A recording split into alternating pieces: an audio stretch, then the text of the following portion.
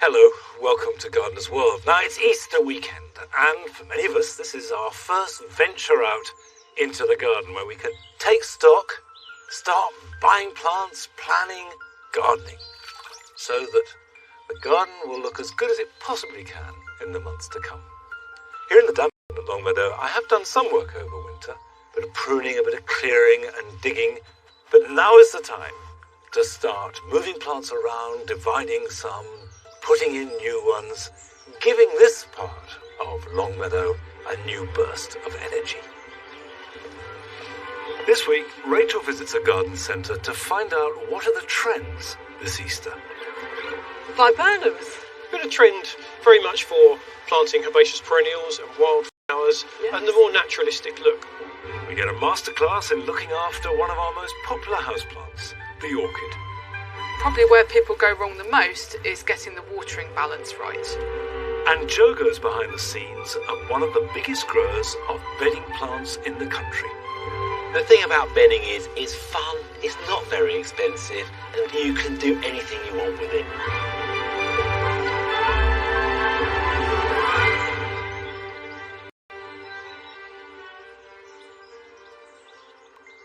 The pond is coming into life in more ways than one. There's a little bit of growth coming, and it'd be quite nice to get in there with my waders and start to clean out, cut back the old foliage. And I was planning to do that, but I was halted by a sound. And that sound was the rumbling croak of scores of mating frogs. Music to somebody's ears, probably other mating frogs, but it means that if I get in there and splash about, I'm going to disturb them. And you do have to take on board that if you're going to have a pond that's occupied by wildlife, it does mean that you have to work around them rather than them working around you. And from the edge, I can start to take out leaves and things. And it's important to do that because if you have rotting vegetation in the water, that will decompose, that will enrich the water, and that will encourage algae later on in the year. In this border in the front, and you can see the Camasias are growing well, I've got just appearing hostas. I've got three main types, with Sibodiana, Summer's Substance, and Snowden. And all three have got really big leaves. And over the last couple of years, they've suppressed other things like primulas that were planted in there. So what I want to do today is to move some, divide some, and actually, and the time to do it is now. Any time when you start to see these bit-like shoots appear, and this is also a very good time to divide and move any herbaceous perennial. And they're very easy to do. Right, out you come. There you go. Now, I have done this with an axe before. Now, you can do it with a bread knife, by the way. An old bread knife is probably more accurate. But I'm just going to chop like that. And there we go. And you can see the roots are cut clean. And if I replant that, I will get a big, healthy plant. I could divide that easily into two again if I wanted to space them out more. And I've got some compost in here and take them to their new home.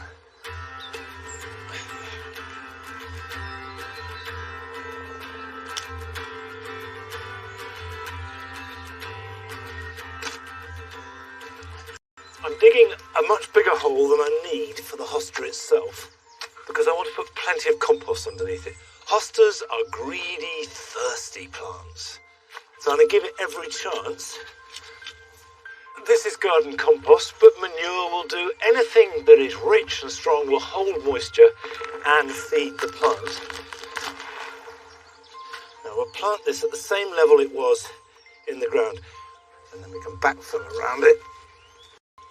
Last but absolutely not least, give it a really good drink, and I mean a proper soak.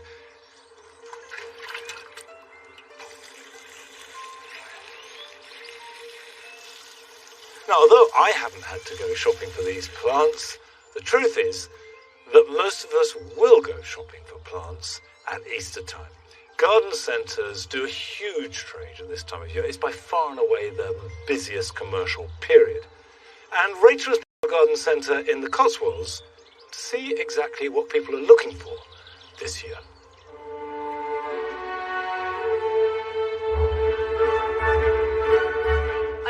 about you, but I love the Easter weekend. The chance to spend time with family, the warm spring days, mostly, and the gardening season starting in earnest, which of course for most of us means a trip to the garden centre. Every year, over 2/3 of British adults visit a garden centre. That's around 160 million visits, spending nearly £3 billion. And the Easter weekend is when we're all going to be buying this year and how our gardens are going to look as a result. I've come to one of the country's most successful garden centres. Glenn Sheldrake is the horticultural director responsible for filling the place chock full with irresistible plants. So this is the first thing I'd like to show you. Viburnums. Yes, so there's been a trend over the last few years, very much for planting herbaceous perennials and wildflowers, and the more naturalistic look. And what we're seeing is a tandem trend springing up for people that now realise that you also need structure and form in the garden. And we love viburnum because there are so many different types, and I particularly wanted to show you this one. This is Viburnum Marisii Great Star. It has a great architectural form where you get layers of branches with just smothered in flowers, absolutely smothered in flowers in the spring, and then incredible autumn colour. Do you know, I'm so pleased that you said this, because for me this is what's been missing for the last few years, in fact even longer than that. And I remember as a child, my father had lots of shrubs, Philadelphus, viburnums and so on. I'm so pleased, it's high time. So, what's coming next? So, this is a trend that we've seen becoming more and more prevalent for using your garden as an extra room. And a lot of people have patios or decks, and that gives a lot of extra planting opportunities. So particularly for plants in pots, we've got a lovely rose here. This rose is high growth, which is a climber, so if you've got a pergola over your outdoor space, it grows to about 8 feet and has beautiful depth and intensity of colour. It's a red, and it's a really strong grower. And I'm so glad you said rose as well. Yeah. Always my top trend. Well, roses come and go, but they're really back in fashion again at the moment. It's using your garden as another room. You can bring plants into that, and you can make those plants the central feature of your outdoor space. I love that idea. Sort of whether you're out, you're in, it's all plants. Absolutely. On to top number 3, a magnolia. So again, some quite large structural plants. There's no denying that the real joy of being a gardener is taking a seed or a tiny cutting and growing it into a large plant in your garden over a period of 10 to 20 years. But we see more and more people going for instant gardening, for buying large plants that give impact in the garden straight away. Take this Magnolia Susan as an example. You could wait a very large number of years for a magnolia to grow that size, but by putting that into your garden straight away, you've got something instant, and it has great colour, great form. I can see why that's so appealing, but then how much is this? Let's have a little look. We sell, as all other garden centres do, much smaller versions of the same, and so there's something to fit everybody's budget. Well, I can see that it's certainly very seductive. I'm so glad that Glenn said that he thought shrubs were due for resurgence, and they've certainly given this group of lilacs a really prominent place here on the nursery. We've got Souvenir de Louis Spaeth over there, and that's the one I think that's really caught my eye.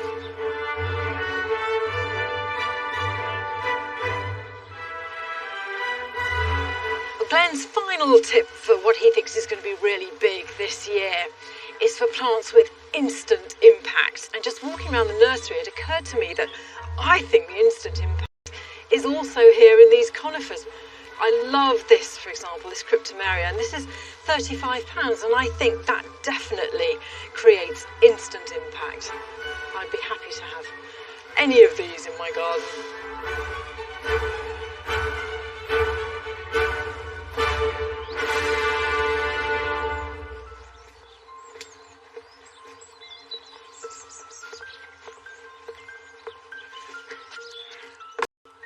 Whether you're planning to buy an instant effect, expensive plant or just a tray of bedding, do remember that garden centres are not open on Easter Sunday, except in Scotland, or at least most of them aren't. Now, Easter is traditionally the time when people planted potatoes. But it's very early this year, and the ground is very cold, and I shan't be planting my potatoes for a while yet. There's no point unless the ground is warm to touch. However, you can start by growing some in a container, and if you don't have a garden or an allotment, it's a good way to grow potatoes and be able to have that delicious taste that you just cannot buy of new potatoes freshly harvested.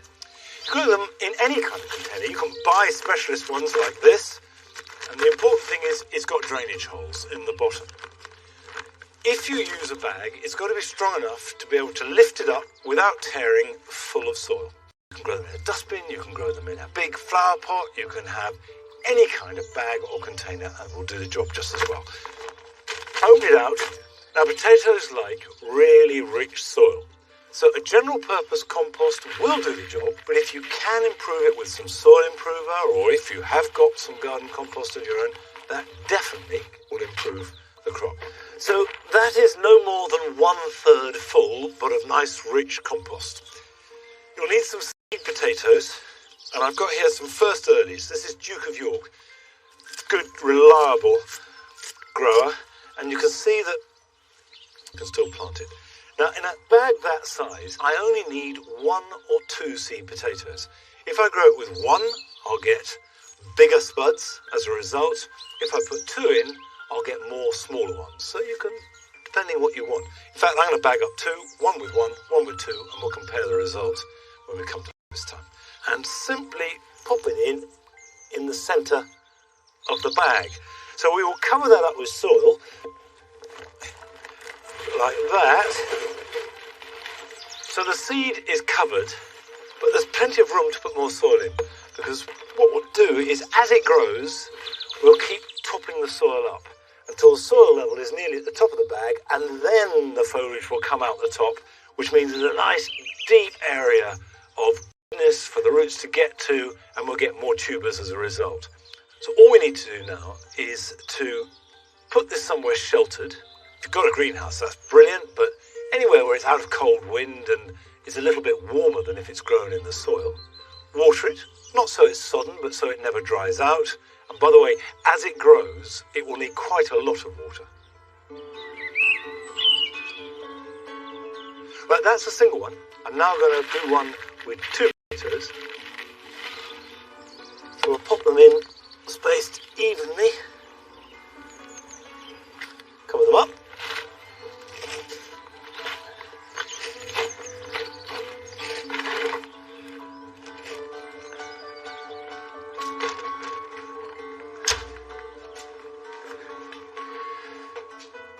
I'll just pop those there for the moment. Give them each a little bit of water.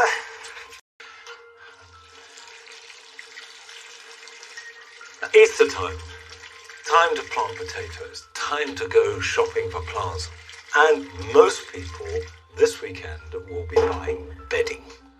Millions of bedding plants are sold over the Easter holiday weeks. Now you may wonder where they all come from. And Joe has been to find out.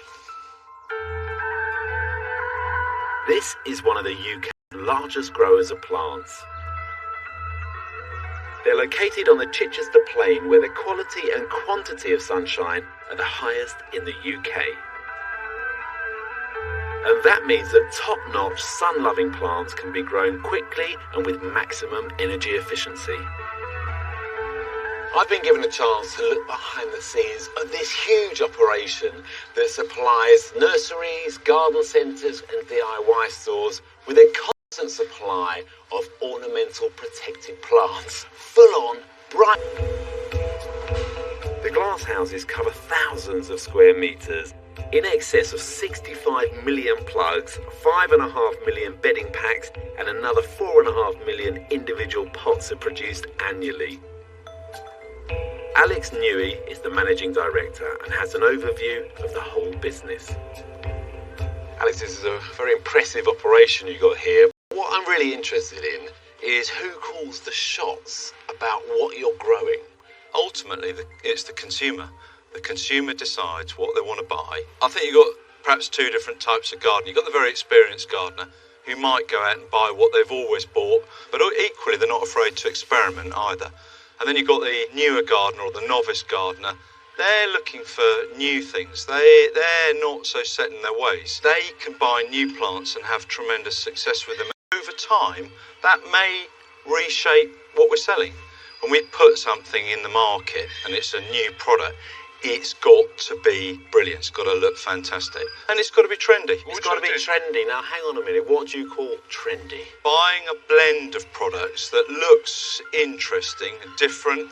Might be a mix of bedding and some other things as well. Maybe you mix some bedding with some herbaceous or a bit of tropical or whatever it might be. That is trendy. There is no set way of doing it. Feel free to go out and do it the way you want to do it.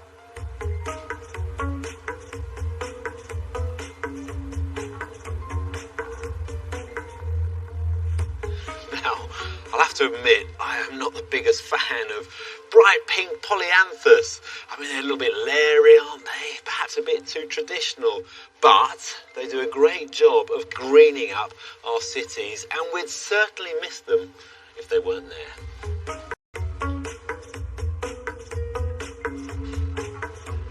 Now, of course, these guys want you to buy as much bedding as possible, but my advice is when you go to the garden centre, just try and stay focused. Don't run around like a kid in a sweet shop picking every single colour out.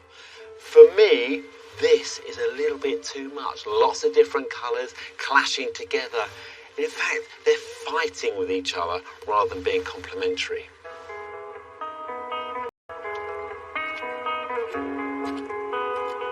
Oh, now this is my sort of thing. It's cool whites and blues and purples all working together in quite an understated way. And they're complementing each other. It's a restricted palette which produces a strong colour theme.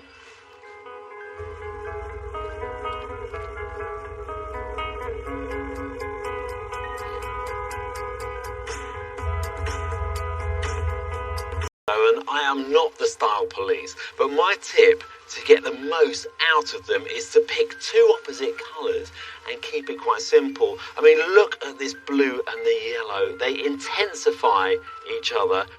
And the great thing about bedding is it's fun, it's not very expensive. You can personalise your garden, and if you don't like it, change it as the season comes on.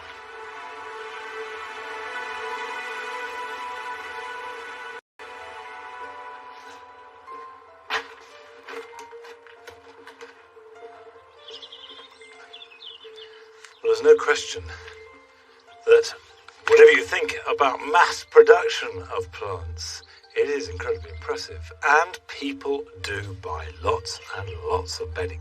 But not all of it is ready to be put into the garden now, even though it's on sale at your garden centres. Some of the tender plants really will suffer terribly and may even die if they go out, even if there isn't a frost. Now, I've got a couple here. I've got some Sophinias and some Calliabracheas. And you can see that they're sold in trays, that sort of size, small plants, perfectly healthy. But that would struggle in our wet, cold soil, particularly if we have some frosts.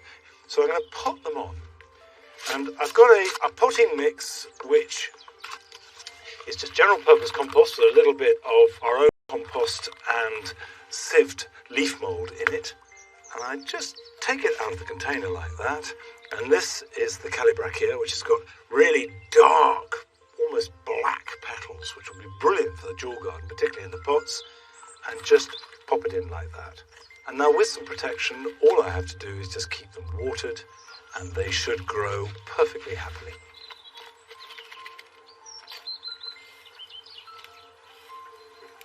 So I'm going to pop these in the greenhouse.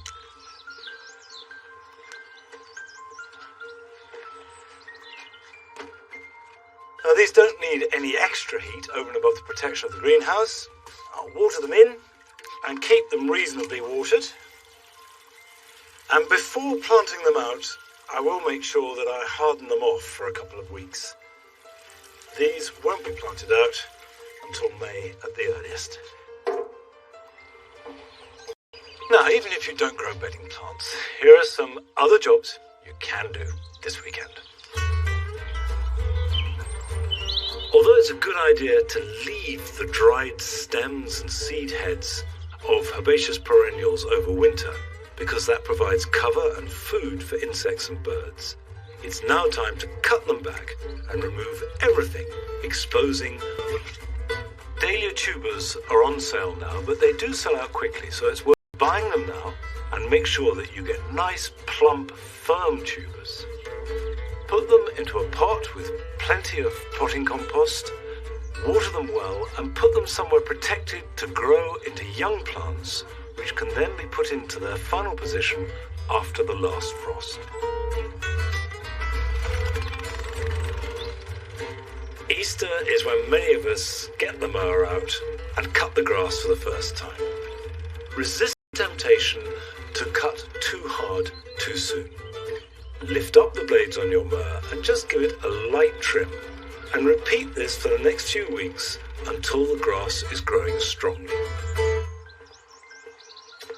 Of all the flowers that are appearing in the garden this spring, none are more exotic than the snake's head fertility, but it is a native. This is a plant of damp meadows, and it loves this part of the spring garden because it floods. And it's called snake's head because you can see that before the flower head opens, it has the shape of a snake's head. And then when it does open, it reveals this amazing checkerboard pattern. Occasionally you get white ones through, and of course they don't have that same pattern. I much prefer the traditional straightforward fritillaria. But if you want real exotica, particularly at this time of year when it's still going to be pretty cold, then you need to look at plants that come from the other side of the world. And we went to Burnham Nurseries in Newton Abbot in Devon to see a wonderful collection of orchids.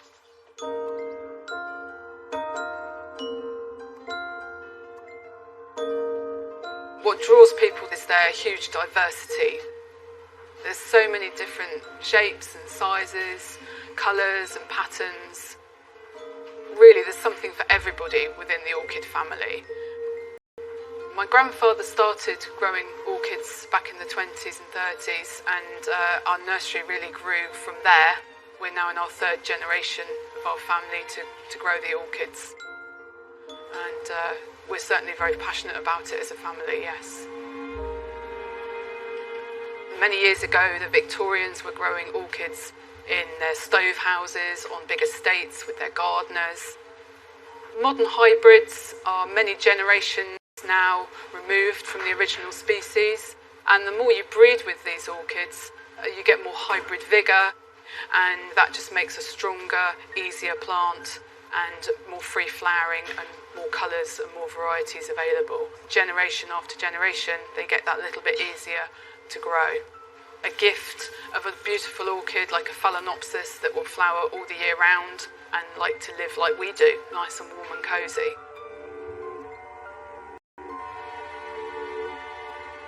So the phalaenopsis or moth orchids are probably the most popular orchid grown as a houseplant in the world today, but probably where people go wrong the most is getting the watering balance right. You should always water them from the top and let them drain through, give them a good soak, and then allow them to dry out well before you water them the next time. The roots should be a kind of silvery grey colour when they're dry, and then they turn green as you water them, and if they're gone brown, then that's too wet for too long and they've rotted.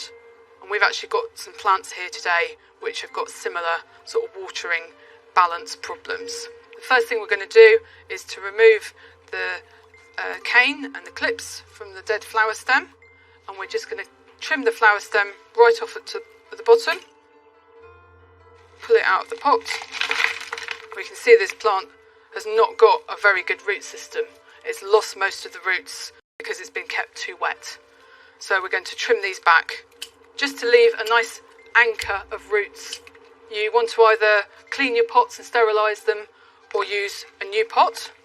It just needs new compost to make new roots. We're going to add just a handful of polystyrene chips in the bottom, which just helps to give a little bit extra drainage, a nice layer of air in the base to allow the roots to dry out.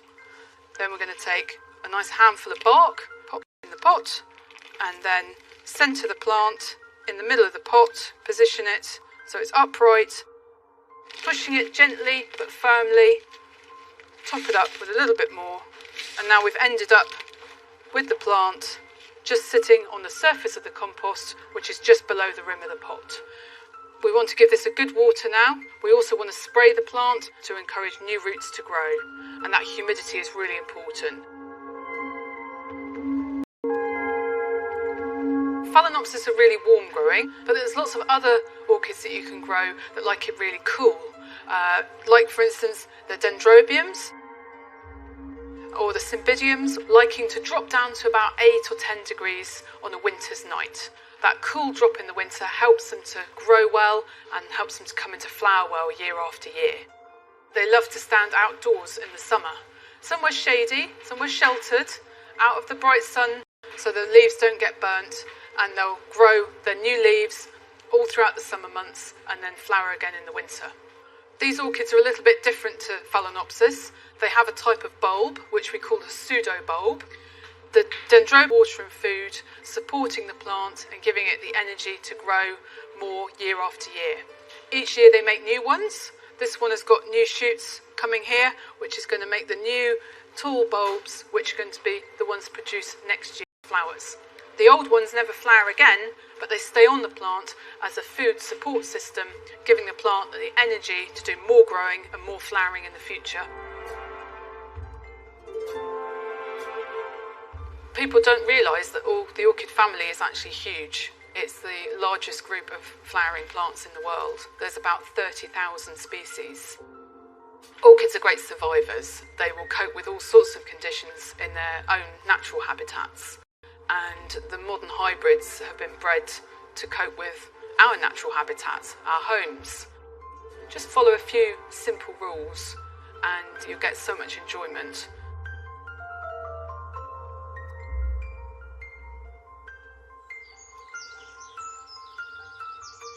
My father always grew an orchid or two on the mantelpiece, I remember, this exotic plant in our house. In fact, I went once to the National Botanic Garden in Singapore, which of course is famously full of thousands of orchids, an amazing sight.